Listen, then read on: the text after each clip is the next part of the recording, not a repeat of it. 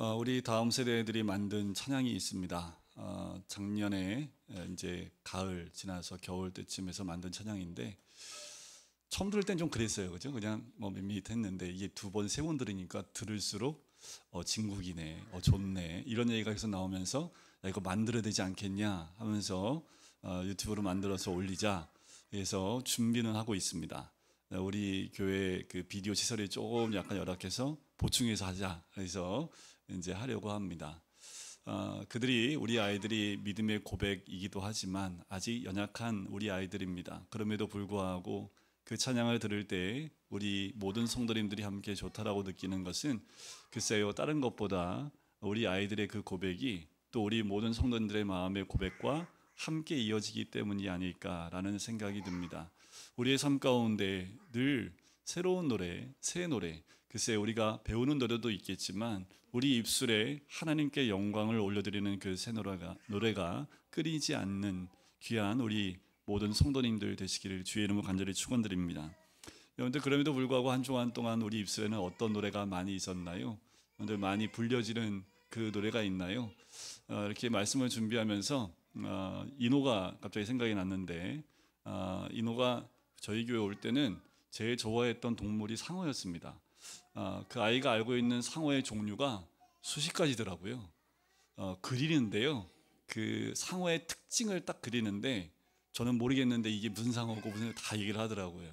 그래서 인호가 생각나면서 상어 뚜루뚜루뚜루 이 노래가 갑자기 생각이 나더라고요. 근데 이 아이도 저희 교회 와서 한 두세 달 지나면서 관심사가 성경으로 바뀌어가지고 지금은 인물을 그리고 있습니다. 자, 모세를 그린 것과 여호수아가 똑같은데, 제가 보기엔 똑같은데 특징이 약간씩 다르더라고요. 그러니까 아이가 지금 그림으로 성경을 다 그리고 있는데 아쉬운 거는 완성하지 못한 부분이 있어서 좀 아쉽긴 하지만 네, 그 아이의 그 노래소리, 아이들이 부르는 그 노래를 보면 동심이 또 이렇게 드러나는 노래들 많이 하지요. 그런데 우리 10대들이 듣는 노래와 또 우리 50대, 60대가 듣는 노래가 다르죠. 장르가 다른 것 같아요. 저도 청년 때 들었던 노래가 있는데 글쎄요, 그게 트로트 좋아, 이게 나이 들면 트로트가 좋다는데 그게 싫지는 않은 것 같아요. 아닌가요? 우리 10대하고 20대 요새 듣는 음악을 들어보니까 이거 이게 정신이 하나도 없고 저희 어른들이 제가 10대 때 어른들이 했던 말 그대로 제 입에서 나오는 것 같아요. 그런데 좀 아쉬운 건 있습니다. 뭐냐면 세상 노래에서 흘러나오는 이야기나 내용들이나 음들을 보면 참 사람들의 마음에 심금은 울리지만 생명이 없다는 생각이 들어요. 오히려 그 생명을 살리는 노래가 아니라 오히려 사람의 마음을 디프레스 시키고 또 다른 곳의 마음을 뺏기게 하는 노래들이 참 많지 않나라는 생각이 듭니다. 우리가 예수를 믿고 또 주의 종이라면 우리 안에 또 우리 입술 가운데 새 노래가 있기를 간절히 소원합니다. 우리가 저번 주에 함께 나눴던 말씀이 여호와의 종입니다. 여호와의 종은 한마디로 여호와의 일꾼이지요. 그리고 하나님이 쓰시는 사람을 뜻하는 것이 여호와의 종입니다. 우리 모두가 메시아이신 예수님을 바라보며 우리 모두가 이 시대에 하나님의 일꾼으로 다 있는 자리에서 세워지는 줄 믿습니다. 여러분들 가정에서도 직장에서도 교회에서도 공동체에서도 우리 모두는 여호와의 일꾼인 줄 믿습니다. 여호와께서 쓰시는 사람들인 줄 믿습니다. 이 여호와의 종의 하나님의 종의 특징은 하나님께서 붙들고 계시다는 특징이 있다고 그랬죠. 또 하나님께서 기뻐하십니다. 또 하나님이 택하셨다라는 거지요. 또 성령의 부어주시는 놀라운 은혜가 있는 줄 믿습니다. 이 하나님의 종은 조용하고 겸손하죠. 시끄럽지 않고요. 떠들지 않습니다. 자신을 들리지도 않는다라는 거지요. 종은 언제나 조용하고 침묵하고 섬기는 사람입니다. 또한 어떠한 고난도 이겨내는 사람이지요. 종은 쉽게 넘어지지 않습니다. 넘어져도 일어서지요. 포기하는 것 같은데 다시 일어섭니다. 종은 자기의 꿈을 위해서 사는 사람이 아니라 주인의 꿈을 위해 사는 사람이지요. 종은 새 일을 합니다. 우리는 땅의 일, 익숙한 일을 하지요. 하지만 하나님의 종은 하나님의 일을 합니다. 하나님의 일, 그 새 일을 하는 사람에게 새 노래가 항상 있게 되어 있습니다. 여러분, 지금도 우리 주님은 우리를 통해서 새 일을 해나가기를 원하시는 줄 믿습니다. 에휴 목사님 내 나이에 무슨, 아니요 나이와 상관없습니다. 모세가 몇 세 때 부르셨다고요? 80세예요. 40년 동안 사역을 하면 나이하고는 상관없습니다. 하나님의 일꾼으로 부르심 받은 곳에 또 새 일을 하나님이 허락하실 때 그 새 일을 믿음으로 바라볼 수 있는 눈이 열린다면 그 새 일을 하는 모든 자들에게는 새 노래의 찬양이 그 입술 가운데 가득 채워지게 될 줄 믿습니다. 자, 오늘을 사는 우리 안에 흘러간 옛 노래가 아닌 이 노래, 새 노래, 미래의 노래, 희망의 노래, 꿈의 노래, 또한 기적을 일으키는 노래가 새롭게 싹 트여야 될 줄 믿습니다. 노래가 있는 사람은요, 이 새 노래가 있는 사람은 늘 새롭습니다. 그래서 지루하거나 또 좌절하거나 인생이 허무하지 않습니다. 늘 하나님이 주신 새 일을 해나가면서 흥분과 감동이 있게 되지요. 이 노래는 하나님이 주시는 노래, 비전을 향한 노래, 꿈을 향한 노래이기 때문에 그렇습니다. 새 노래라는 이 개념은 참 독특합니다. 왜냐하면 성경 곳곳에 등장하는데 특별히 시편과 요한계시록에 많이 기록되어 있어요. 지금 이사야가 말하는 이 새 노래, 요한계시록에 보면 이렇게 나옵니다. 내가 보니 보라 어린 양이 시온산에 섰고 그와 함께 14만 4천이 서 있는데 그들이 보좌 앞과 네 생물과 장로들 앞에서 새 노래를 부르니 땅에서 속량함을 받은 14만 4천 밖에는 능히 이 노래를 배울 자가 없더라 라는 거지요. 그래, 이 새 노래는 구속함을 받은, 속량함을 받은 14만 4천 명 외에는 배울 자가 없는 노래입니다. 이 말씀을 보면 새 노래를 부르는 장면이 나오지요. 이 노래는 땅에서 부르는 노래도 아니요, 죄인들이 부르는 노래도 아닙니다.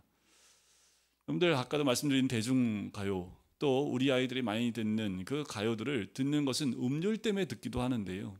우리들이 보통 들을 때 우리의 심금을 울리는 왜 그 과거를 회상하는 이런 노래들이 많이 나오면 거기에 심취해 있고 같이 우울해지기도 하고 이런 것에 우리의 마음을 뺏기기도 하지요.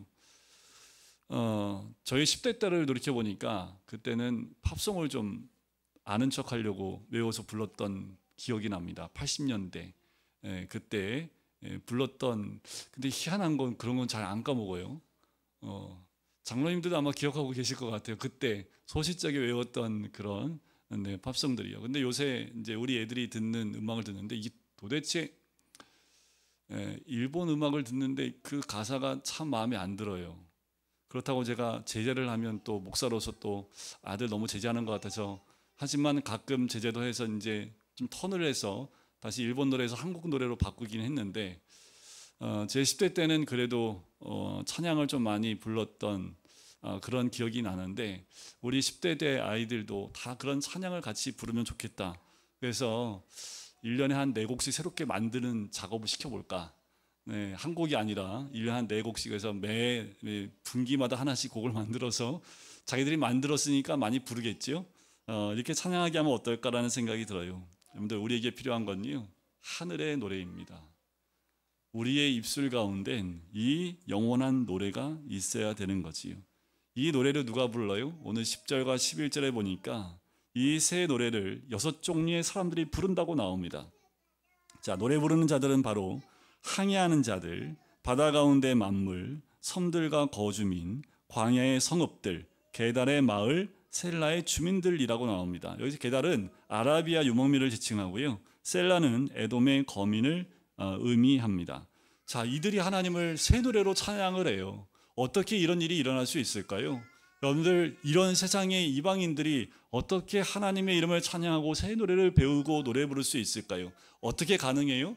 여호와의 종, 하나님의 일꾼들이 새 일을 행함을 통해서 그 새 일이 이루어지는 것을 만방이 보고 함께 찬양하는 겁니다. 이 새 노래는 우리를 통해서 세상이 배우는 노래입니다. 이방인들이 우리를 통해서 하나님을 알아가고 외치는 거지요. 그러려면 여러분들, 우리가 여호와의 일꾼, 하나님의 일꾼으로 하나님의 그 일을 해나가는 하나님의 사람으로 우리 입술에 그 새 노래가 끊이지 않고 생명을 살리는 노래로, 저 하늘 노래로 가득 채워야 된다는 거지요. 이스라엘 족속과 이 모든 사람들이 속량함을 받은 14만 4천의 거룩한 하나님의 백성과 함께 새 노래를 부른다라는 거예요. 이 땅에 마지막 때 주님 오실 때 이 땅에 있는 모든 자들이 여호와 이름을 찬양할 겁니다. 14만 4천 명뿐만 아니라 모두가 하나님의 위대하심 가운데 하나님의 이름을 높여드릴 겁니다. 그런데 우리 입술에 찬양이 끊이지 않기를 주의 이름 간절히 축원드립니다. 우리가 예수 그리스도를 믿는다면 그 입술에는 늘 여호와 하나님을 찬양하며 예수 그리스도의 이름을 높여드리는 찬양이 있게 될 줄 믿습니다. 그런데요, 이 새 노래를 부를 때 시편 96편에도 이 새 노래에 대한 얘기가 나옵니다.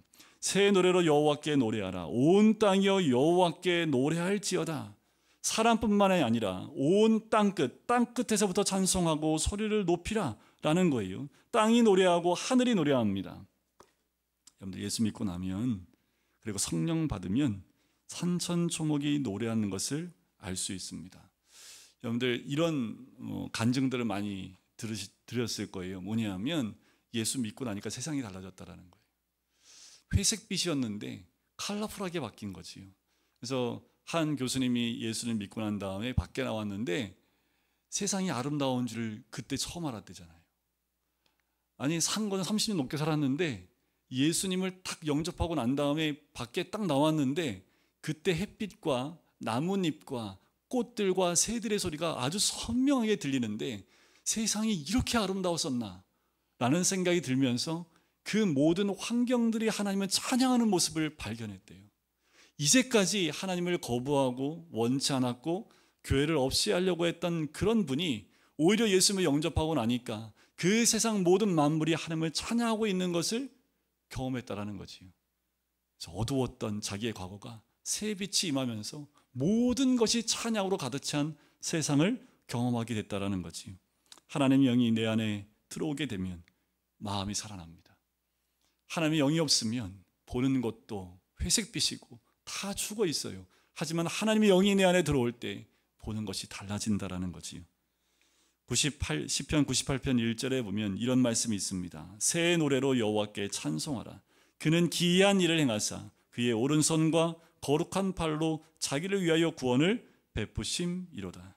시편을 보면 계속해서 새 노래로 찬양하라는 말이 나오는데요, 이 노래를 불러보지 않은 사람은 이 노래가 무슨 노래인지 모르지요. 이 노래는 눈물이요 감동이요 기적입니다. 승리의 개선가입니다. 저는 예수 믿고 난 다음에 그냥 그런 게 있어요. 안 믿어지면 이게 찬양이 안 나오는 분도 있는데 저는 그냥 교회 나가니까 당연히 배우고 찬양을 했거든요. 근데 예수님 믿고 난 다음엔 그 찬양이 이제 입술의 고백이 아니라 마음의 찬양으로 바뀌었다는 거지요. 여러분들 우리의 입술의 그 찬양이, 여러분 입이 열리고 찬양하는 그 순간이 하나님의 영광과 하나님의 영이 함께할 때 역사하는 은혜가 있는 거지요. 여러분들 찬양할 때마다 감동이 있고 찬양할 때마다 그 찬양이 우리의 삶의 기적이 되어지는 것. 그래서 새 노래를 부르고 있으면 걱정과 근심이 사라지는 겁니다. 그래서 항상 아프고 힘든 분들 있으면 찬송가를 좀 많이 틀어드리라고 얘기를 해요. 옛날에 이런 이야기 들은 적이 있어요. 예수를 믿고 있는데 이분이 가족이 다 불교를 다 하시는 분이세요. 그래서 이제 침상에 누워 있는데 그 자녀들이 또 효도를 한다고 불경을 옆에다 틀어드린 거예요. 그러니까 이분이 말은 못하겠고 너무나 괴로운데, 이분이 예수 믿고 찬양을 듣고 싶은데 말은 못하겠고, 근데 자꾸 불경 들어오니까 얼굴이 막 어두워지기 시작하는 거예요. 여러분, 우리가 주를 찬양하고 찬송이 울려날 때 우리 마음에 평강이 있습니다. 세상의 소리가 우리를 평화롭게 하는 것 같지만 그렇지 못해요. 하나님의 이름을 높여드리는 그 찬양이 내 안에 들려질 때 그것이 우리 안에 참다한 기쁨과 두려움과 근심과 걱정을 다 없앤다라는 거지요. 여러분들 우울하세요? 찬양 부르십시오. 목사님이 집에서 부르면은 민원 들어와요. 그럼 교회 와서 부르십시오. 여러분들 찬양 많이 들으시고 입술로 찬양을 많이 하세요. 그리고 기도하십시오. 하나님의 영이 이곳 가운데 찬양 가운데 임재해 달라고 여러분들 외치고 기도하세요. 그곳에 하나님의 영이 함께 하시면 그곳이 바로 천국이고 새 일을 향하시는 하나님의 역사가 일어나는 줄 믿습니다. 여러분들 얼마나 찬양을 많이 하시나요? 이번 한 주간 동안에는 여러분들 입술에 새 노래가 가득가득 차고 넘치시기를 주의 이름으로 간절히 축원드립니다. 그러면 죽음도 떠나갑니다. 여러분들 삶의 고난도 떠나갑니다. 우리의 삶 가운데 하나님의 역사와 감사가 충만하게 임하게 될 줄 믿습니다. 자, 그러면 이 새 노래를 받으실 분은 누구인가요? 오늘 12절에 보면 그 대상이 나오지요. 여호와께 영광을 돌리며 섬들 중에서 그의 찬송을 전할지어다. 바로 찬송 받으실 분은 여호와 하나님이신 줄 믿습니다. 사람은 찬송받을 대상이 안 됩니다. 사람은 오로지 여호와 하나님을 찬양하는 존재입니다. 사람은 예배를 받는 존재가 아니라 예배를 드리는 존재예요. 그런데 인간이 창조된 목적이 예배에 있습니다. 하나님을 예배하는 것에 인간의 존재의 목적이 있어요. 인간이 예배 드릴 때 가장 인간다운 모습입니다. 하나님이 기쁘시게 받으시는 모습이에요.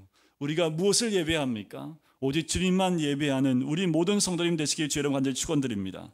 42장 8절 말씀에 보면 명확하게 이렇게 기록되어 있어요. 나는 여호와이니 이는 내 이름이라. 나는 내 영광을 다른 자에게 내 찬송을 우상에게 주지 아니하리라. 우리 지금 분명히 말씀하고 계십니다. 새 노래를 받으실 하나님은 우리 하나님밖에 없어요. 그 하나님이 어떤 분인지 오늘 본문 말씀에서 5가지로 설명을 하고 있습니다. 첫 번째는 하나님은 전쟁에서 용사, 투사, 전사 같은 분이라고 13절에 이야기합니다.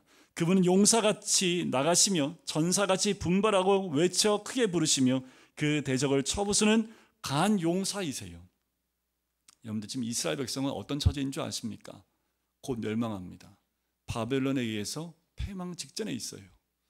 패망을 앞두고 있는 이스라엘 백성, 이제 바벨론이 그 주변에 있는 모든 나라를 무찌르고 있는 나라, 가장 최강의 나라가 바벨론입니다. 그런데 하나님이 그 바벨론을 쳐 부수시는 용사와 전사, 어떤 원수도 어떤 적도 다 파멸시키는 강력한 힘을 가진 용사로서 우리 하나님을 찬양하는 거지요. 여러분들, 우리 삶 가운데 우리를 힘들게 하고 우리를 억누르는 것들이 있습니까? 도저히 감당 못하는 거 있어요? 아니요. 그 모든 것도 다 파멸할 수 있고 이길 수 있는 분이 우리 하나님인 줄 믿습니다. 두 번째는 해산하는 여인과 같은 분이지요. 14절에 나옵니다. 내가 오랫동안 조용하며 잠잠하고 참았으나 내가 해산하는 여인같이 부르짖으리니 숨이 차서 심히 헐떡일 것이라. 해산한 여인을 상상해 보시면 한 여자가 임신을 합니다. 그리고 그 임신한 가운데 오랫동안 그 침묵과 기다림으로 태중의 아이를 키워요. 그것이 하나님의 마음이지요. 때가 되면 어떻게 합니까? 그 아이가 나오기 위해서 마지막 그 산모가, 그 엄마가 부르짖음 가운데 새 생명이 태어나는 것 같이 우리 주님이 그 해산하는 고통을 가지고 있다고 말씀하시는 거예요. 하나님은 침묵을 깨뜨리시고 이스라엘의 구원을 위해 해산의 수고를 마다하지 않으시고 아이를 출산하는 여인의 모습으로 표현하고 있다는 거지요. 주님은 지금도 우리의 구원을 위해서 이 어머니와 같은 그런 부르짖음 가운데 지금도 참고 기다리시며 또 우리를 찾고 계시는 줄 믿습니다. 세 번째, 하나님은 원수를 무찌르는 분으로 15절에 나옵니다. 내가 산들과 언덕들을 황폐하게 하며 그 모든 초목들을 마르게 하며 강들이 섬이 되게 하며 못들을 마르게 할 것이며, 여기에 나오는 큰 산 그리고 언덕들, 강, 못, 이것들은 이스라엘을 괴롭히는 강대국과 세력들을 의미합니다. 하나님 어떻게 하시겠다고요? 다 쓸어버리겠다고요. 하나님은 그들 위에 있고 그들을 쓸어버릴 수 있는 모든 산도, 아무리 험한 산도 하나님께서 다 쓸어버리시겠다라고 말씀하고 있는 거지요. 우리가 믿는 하나님, 우리가 찬양한 하나님, 그 하나님이 어떤 분인지 이 15절 말씀에서 말씀하고 있는 거지요. 이제 네 번째, 우리의 하나님, 찬양의 대상 되신 우리 하나님은 맹인을 인도하는 분입니다. 16절 말씀인데요, 우리 16절 말씀을 같이 한번 읽어볼까요? 같이 읽겠습니다. 시작. 내가 맹인들을 그들이 알지 못하는 길로 이끌며 그들이 알지 못하는 지름길로 인도하며 암흑이 그 앞에서 광명이 되게 하며 굽은 데를 곧게 할 것이라. 내가 이 일을 행하여 그들을 버리지 아니하리니. 자, 맹인을 인도하시는 하나님, 구체적으로 네 가지의 상황을 이야기를 합니다. 맹인이 앞을 보지 못하기에 인내자와 인도자와 안내자가 필요하지요. 하나님께서 맹인 같은 이스라엘을, 맹인 같은 우리를 오셔서 인도하시겠다라고 말씀합니다. 오늘 우리의 하나님은 우리가 보지 못하고 있는 그 상황 가운데도 인도하시는 우리 하나님인 줄 믿습니다. 근데 안 보이세요? 안 보여요. 한 치 앞도 볼 수 없는 것이 우리 인생들입니다. 하지만 하나님은 우리를 인도하시겠다라고 말씀하십니다. 근데 어떤 길로 인도하십니까? 지름길로 인도하시겠다라는 거예요. 앞에 아무것도 안 보여요. 하지만 우리 하나님은 우리를 인도하셔서 가장 빠른 지름길로 우리를 인도하십니다. 그 길은 구원의 길이요, 또 우리로 하여금 다른 길이 아닌 주께로 나아가는 하나님의 은혜의 길로 우리를 인도하신다라는 겁니다. 세 번째는 암흑 같은 내 인생에 불빛이 되어주신다라고 말씀합니다. 여기서 암흑은 죄악, 절망, 무지를 상징하지요. 광명은요, 자유, 해방, 구원, 진리를 이야기합니다. 우리 인생이 반전되는 거지요. 암흑 가운데 있는 우리들, 암흑 같은 세상 가운데 있는 우리들에게 우리 하나님은 광명처럼 빛처럼 우리를 비춰주시고 또한 우리를 그 빛 가운데로 인도하시는 하나님인 것을 이야기합니다. 네 번째는 굽은 길을 곧게 하십니다. 여러분들, 이 하나님을 반드시 만나신 줄 믿습니다. 잘못된 관행, 습관, 문화, 철학을 가지고 우리는 살아가고 있지요. 그 굽은 것을 피시겠다라고 말씀을 합니다. 여러분, 우리가 맹인처럼 또 암흑 가운데 있어도 어떤 길을 가야 될지 알지 못할 때 우리 주님은 친히 우리를 인도하시는 하나님, 더 나아가 굽어 있는 것을 펴시는 하나님이라는 겁니다. 그런데 너무 많이 굽지 마십시오. 너무 많이 굽어 계시지 마세요. 인격도, 그리고 우리가 갖고 있는 습관도, 문화도, 철학도 굽어 있는 것에 너무 오래 있으면 필 때 많이 아파요. 여러분, 이게 굳어 있는 거 필 때 많이 아프시잖아요.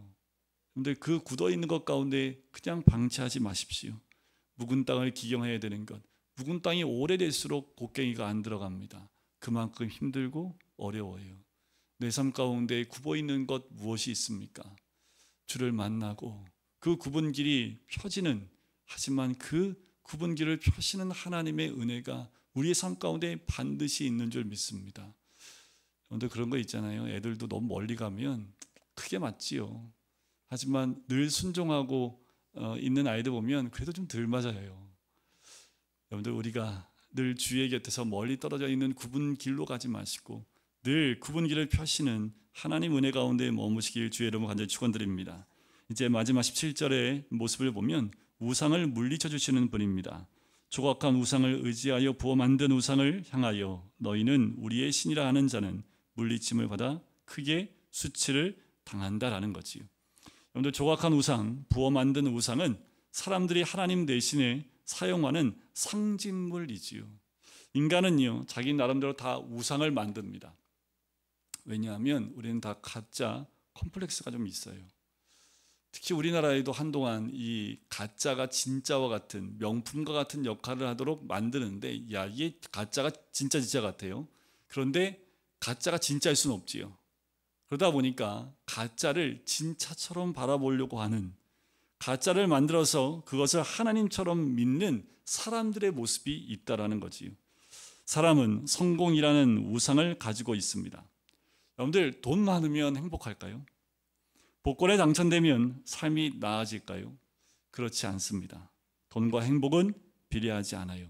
그럼에도 불구하고 돈이 한번 있어 봤으면 좋겠다라고 생각을 하시지요. 하지만 돈과 행복은 비례하지 않습니다. 오히려 돈이 많을수록 불행지수가 높아요. 감사도 없고요. 돈이 많이 가진 것보다 더 중요한 것은 쓰는 것이 중요합니다. 그래야 행복해요. 돈은 신기루와 같지요. 여러분들, 건강하면 행복할까요? 우리가 또 관심 갖는 게 건강인데 건강이 행복할까요? 오히려 여러분들, 누가 건강한지 아세요? 아팠으면 하는 사람은 또 건강해요.